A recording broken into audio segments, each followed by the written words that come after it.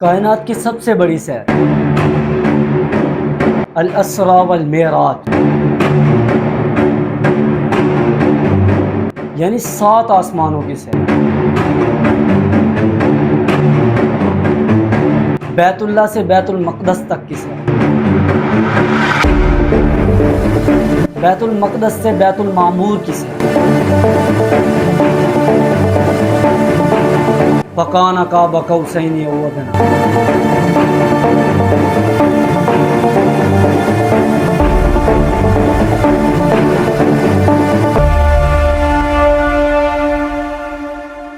نبوت کے 11ویں سال اللہ تبارک و تعالیٰ نے حضور اکرم صلی اللہ علیہ وآلہ وسلم کو کائنات کی سب سے بڑی سیر کروائی، یعنی 7 آسمانوں کی سیر۔ اصل میں حضور اکرم صلی اللہ علیہ وآلہ وسلم کے نبوت کے یہ 11 سال زندگی کے سب سے مشکل ترین سال۔ کفار مکہ آپ کا مذاق اڑا، آپ پہ ظلم و ستم کر، آپ کے پورے خاندان کے ساتھ بائیکاٹ کر رکھا۔ آپ کے دل کے سب سے قریب ہستیاں حضرت ابو طالب رضی اللہ تعالیٰ عنہ اور آپ کی زوجہ حضرت خدیجہ الکبریٰ رضی اللہ تعالیٰ عنہ، یہ دونوں بھی وفات پا گئے۔ اور ان سب سے ہٹ کے سب سے مشکل ٹائم سفر طائف، اس سب مشکل وقت کو گزارنے کے بعد سفر معراج حضور اکرم صلی اللہ علیہ وآلہ وسلم کی زندگی کا ٹرننگ پوائنٹ تھا۔ اس کے بعد حضور اکرم صلی اللہ علیہ وآلہ وسلم کی لائف بالکل چینج ہوئی۔ ایک رات حضور اکرم صلی اللہ علیہ وآلہ وسلم مکہ شریف میں آرام فرمائے، جبرائیل امین براق کو اپنے ساتھ لاتے ہیں اور حضور اکرم صلی اللہ علیہ وآلہ وسلم بیت اللہ سے بیت المقدس کی طرف لے کے جائیں۔ یاد رہے کہ اس سفر معراج کو علماء اکرام 2 حصوں میں تقسیم کرتے ہیں، الاسرا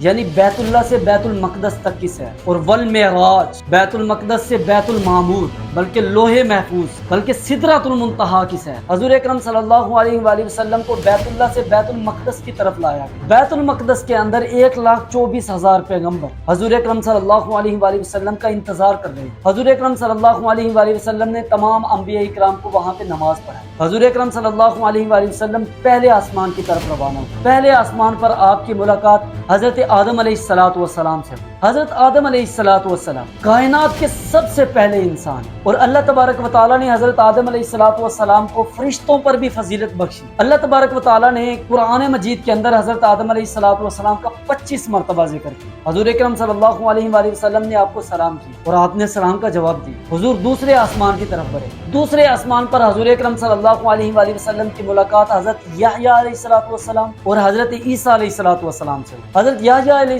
السلام حضرت عیسیٰ کے کزن، اور قوم بنی اسرائیل نے حضرت یحییٰ علیہ السلام کو قتل کر اس شہادت کو حضرت حسین رضی اللہ تعالیٰ عنہ کی شہادت کے ساتھ بھی کمپیئر کیا، اور اللہ تبارک و تعالیٰ کو اس بات کا پتہ تھا کہ حضرت یحییٰ علیہ السلام کے بعد قوم بنی اسرائیل حضرت عیسیٰ علیہ السلام کو بھی شہید کر دی۔ اس لیے اللہ تبارک و تعالیٰ نے حضرت عیسیٰ علیہ السلام کو زندہ آسمان پر اٹھا دیا۔ قرآن پاک کے اندر حضرت عیسیٰ علیہ السلام کا 25 مرتبہ ذکر ہوا اور حضرت یحییٰ علیہ السلام کا 5 مرتبہ ذکر ہوا۔ حضور اکرم صلی اللہ علیہ وآلہ وسلم نے ان دونوں انبیاء اکرام کو سلام کیا، انہوں نے جواب دیا۔ آپ صلی اللہ علیہ وآلہ وسلم تیسرے آسمان کی طرف بڑھے۔ تیسرے آسمان پر حضور اکرم صلی اللہ علیہ وآلہ وسلم کی ملاقات حضرت یوسف علیہ السلام۔ حضرت یوسف علیہ السلام آج سے تقریباً 3600 سال پہلے فلسطین کے اندر پیدا ہوئے۔ حضرت یوسف علیہ السلام کو مصر کا سب سے پاورفل وزیر بنایا۔ حضرت یوسف علیہ السلام واحد پیغمبر ہیں جن کا ذکر قرآن پاک کے اندر تفصیلاً ذکر کیا گیا۔ حضرت یوسف علیہ السلام کا ذکر قرآن پاک کے اندر 27 مرتبہ ہوا۔ آپ صلی اللہ علیہ وآلہ وسلم نے انہیں سلام کیا، انہوں نے جواب دیا۔ آپ صلی اللہ علیہ وآلہ وسلم چوتھے آسمان کی طرف گئے۔ چوتھے آسمان پر حضور اکرم صلی اللہ علیہ وآلہ وسلم کی ملاقات ہوئی حضرت ادریس علیہ السلام۔ حضرت ادریس علیہ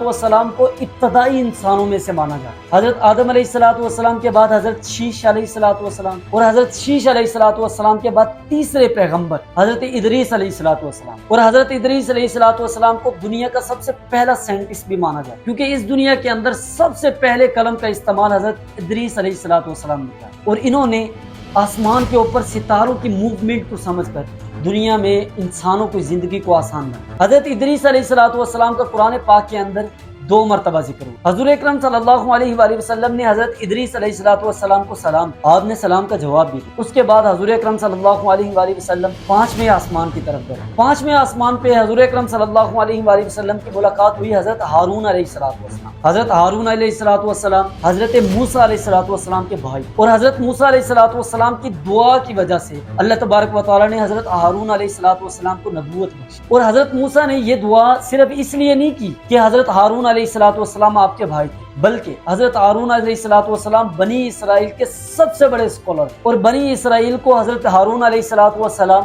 حضرت موسیٰ علیہ السلام سے زیادہ سمجھتے، تو اس لیے حضرت موسیٰ علیہ السلام نے اللہ تبارک و تعالیٰ سے دعا کی کہ آپ ہارون علیہ السلام کو میری مدد کے لیے پیغمبر بنا۔ قرآن پاک کے اندر حضرت ہارون علیہ السلام کا 20 مرتبہ ذکر کیا۔ حضور اکرم صلی اللہ علیہ وآلہ وسلم نے حضرت ہارون علیہ السلام کو سلام دیا، آپ نے سلام کا جواب دیا، اور حضور اکرم صلی اللہ علیہ وآلہ وسلم 6 آسمان کی طرف گئے۔ 6 آسمان پر حضور اکرم صلی اللہ علیہ وآلہ وسلم کی ملاقات ایک ایسے پیغمبر سے ہوئی جن کا ذکر قرآن پاک کے اندر سب سے زیادہ کیا گیا۔ قرآن پاک کے اندر حضرت موسیٰ علیہ السلام کا 136 مرتبہ ذکر ہوا۔ اللہ تبارک و تعالیٰ نے حضرت موسیٰ علیہ السلام کو قوم بنی اسرائیل کی طرف مبعوث کیا۔ حضور اکرم صلی اللہ علیہ وآلہ وسلم نے حضرت موسیٰ علیہ السلام کو سلام، آپ نے سلام کا جواب، اور اس کے بعد حضور اکرم صلی اللہ علیہ وآلہ وسلم 7ویں آسمان کی طرف گئے، اور 7ویں آسمان پر حضور اکرم صلی اللہ علیہ وآلہ وسلم کی ملاقات حضور کے جد امجد یعنی حضرت ابراہیم علیہ السلام سے، جنہوں نے بیت اللہ کی تعمیر اور جنہوں نے اللہ تبارک و تعالیٰ کے حکم پر اپنے بیٹے یعنی حضرت اسماعیل علیہ السلام کی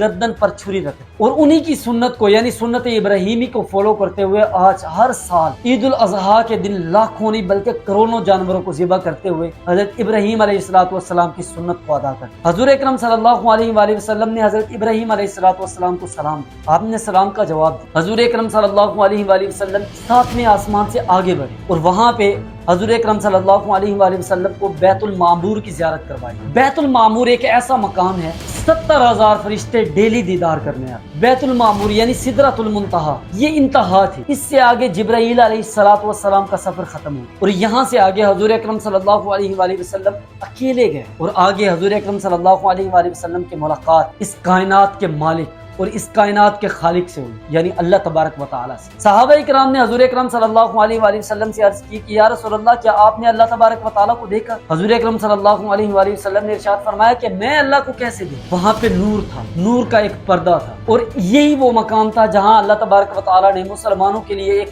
بہت بڑا تحفہ یعنی نماز کا تحفہ تھا۔ حضور اکرم صلی اللہ علیہ وآلہ وسلم نمازوں کا تحفہ لے کے وہاں سے واپس آئے۔ آپ کی ملاقات حضرت موسیٰ علیہ السلام سے۔ حضرت موسیٰ علیہ السلام نے پوچھا کہ اللہ تبارک و تعالیٰ نے آپ کو امت کے لیے کیا تحفہ دیا؟ حضور اکرم صلی اللہ علیہ وآلہ وسلم نے ارشاد فرمایا کہ اللہ تبارک و تعالیٰ نے میری امت پر 50 نمازیں دن میں پڑھنا فرض کی۔ حضرت موسیٰ علیہ السلام نے عرض کیا رسول اللہ صلی اللہ علیہ وآلہ وسلم میں اپنی قوم یعنی بنی اسرائیل کو آزما چکا ہوں، آپ کی قوم کبھی بھی دن میں 50 نمازیں ادا نہیں کر سکتی، آپ اللہ کے پاس جائیں اور اس میں تخفیف کروائیں۔ حضور اکرم صلی اللہ علیہ وآلہ وسلم اللہ تبارک و تعالیٰ کی بارگاہ میں اور عرض کی یا اللہ میری امت پر یہ بھاری ہے، آپ اس میں تخفیف کر دیں۔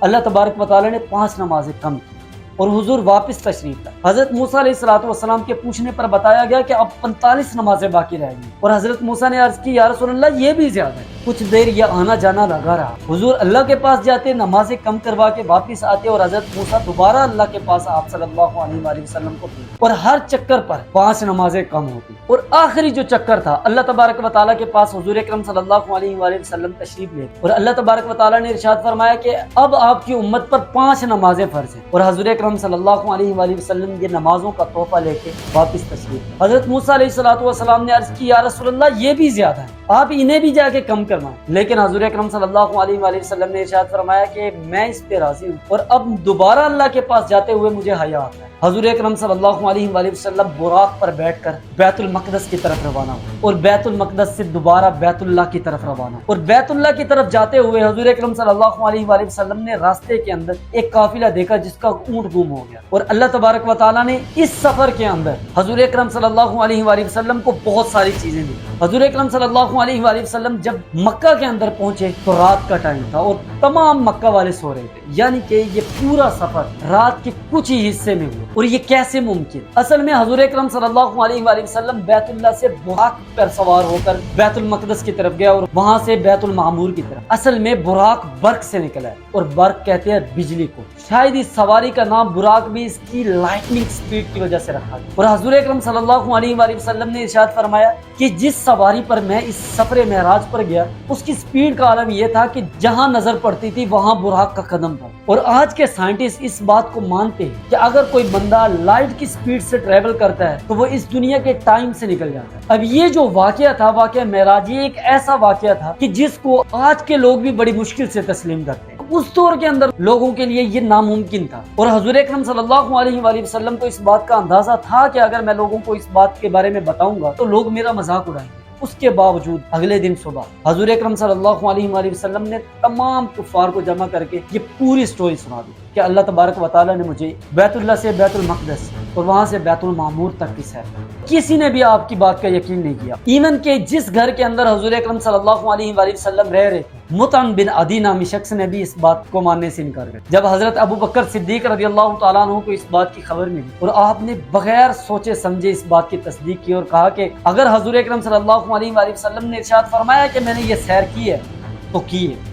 اور اسی وقت حضرت ابو بکر صدیق رضی اللہ تعالیٰ عنہ کا لقب پڑا صدیق، بلکہ صدیق اکبر۔ اس سے پہلے اسلام کی کوئی مسجد موجود نہیں، یعنی مکہ کے اندر ایک بھی مسجد نہیں تھی۔ اور اس سفر کے بعد حضور اکرم صلی اللہ علیہ وآلہ وسلم اور دیگر مسلمانوں نے مدینہ کی طرف ہجرت اور مدینہ کے اندر جا کے اسلام کی سب سے پہلی مسجد تعمیر کی گئی، یعنی مسجد نبوی۔ اور اسی نماز کی وجہ سے آنے والے دور میں مسلمانوں نے رومن اور پرشین امپائر جیسی سپر پاور ممالک کو جا کے شکست دی۔